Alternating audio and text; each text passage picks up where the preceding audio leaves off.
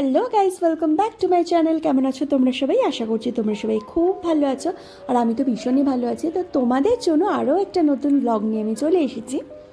তো গত এক সপ্তাহ ধরে আমি একটা নতুন রুটিন ফলো করছি, তো ভাবলাম তোমাদের কাছে আমি একটু শেয়ার করি।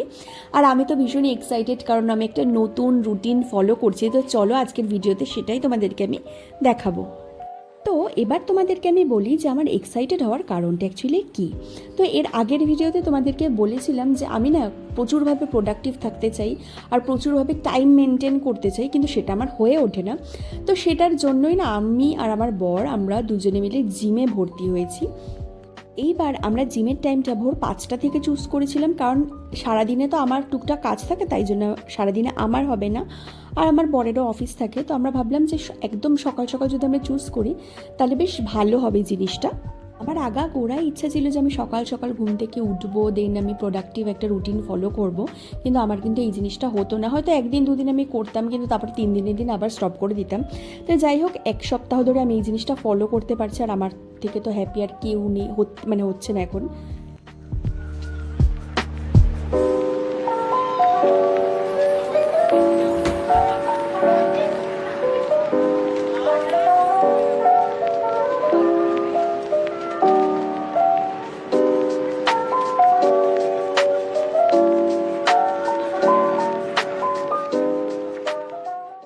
সকাল সকাল উঠে তো ফ্রেশ ট্রেশ হয়ে সবার ফার্স্টে আমরা গরম জল খাই, মানে একটু লেবু দিয়ে গরম জল খাই, দেন একটু ছোলা বাদাম ভেজানো থাকে সেটা ঝটপট করে খেয়ে ফেলি।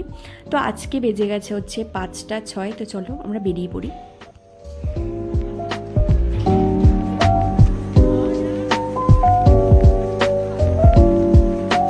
এখন বাজে 5টা 6, আর এখন এতটাই অন্ধকার, এবং এখানে একটা কি এটা আমি বুঝতে পারছি না, কিরকম ভাবে আলো মতো আছে।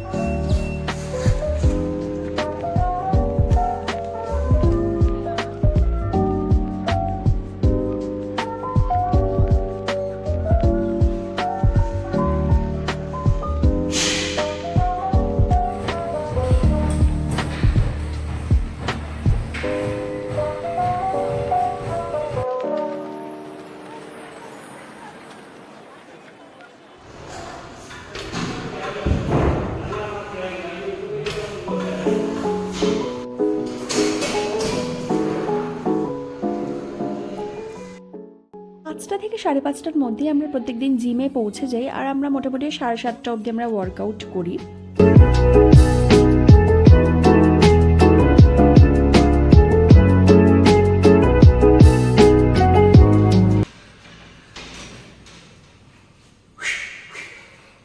কটা বাজে দেখো, 7:45 বাজে, আর এখন আমরা আসলাম জাস্ট। ওকে লক করে দিই দরজাটা। জাস্ট টমি এসেছিল বিস্কিট খেয়ে, এখন দাঁড়িয়ে আছে। ও এখন অন্য কুকুরদেরকে দেখছে। টমি, ও এখানে দাঁড়িয়ে দাঁড়িয়ে দৃশ্য দেখে। ফেভারিট জায়গা টমির এটা। কি তো আমাদের বাড়ি ঢুকতে 10-15 মিনিট দেরি হয়ে গেছিলো, তার উপর আজকে বাবানকে তাড়াতাড়ি করে অফিস যেতে হবে। তো কোনো মতে একটুখানি স্যালাড খেয়ে নিলাম ব্রেকফাস্টে।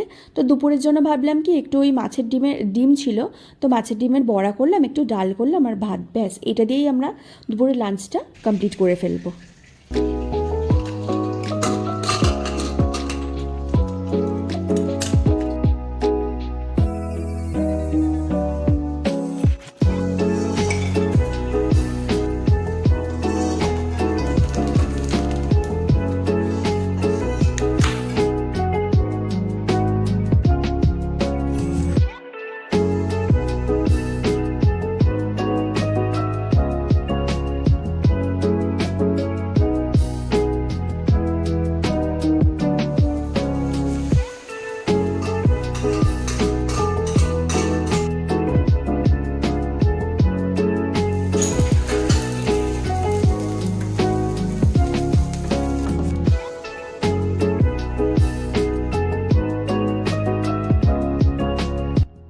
লাল শাক ছিল, তো ভাবলাম এই শাক ভাজাটাও করা যাক, নয়তো একদম ফিকা ফিকা হয়ে যাচ্ছিলো।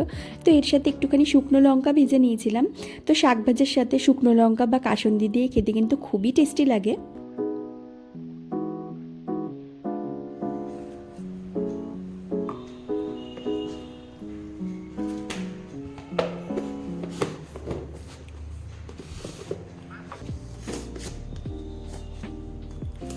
তো আজকের ভিডিওটা এই পর্যন্তই।